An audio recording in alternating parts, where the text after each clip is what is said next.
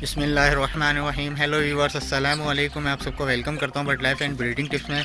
Viewers, आज हम बात करेंगे फ़िशर की, जिसको हैंड फीड कराई थी, उसकी क्या प्रोग्रेस है और वो हैंड टेम हुआ है कि नहीं हुआ। उसकी प्रोग्रेस आपको इंशाल्लाह दिखाएंगे। आपको बहुत मज़ा आने वाला है इस वीडियो में।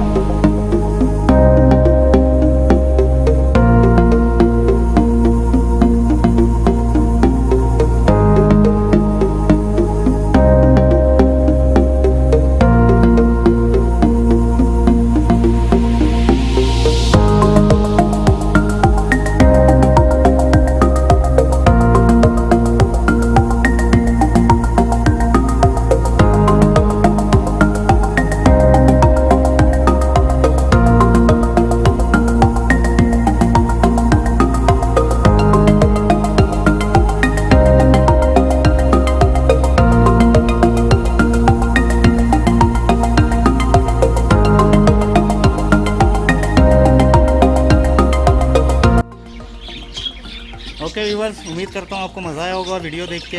व्यूवर्स, इनका एक भाई उड़ गया है। उसको मैं जैसे ही छत पे फीड गिरा रहा था तो उसको ट्रेनिंग नहीं दी थी, वो उड़ गया है।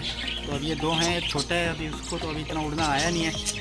जो उड़ने लगा है उसको हम ट्रेनिंग करा रहे हैं। इंशाल्लाह छोटा भी ट्रेन हो जाएगा।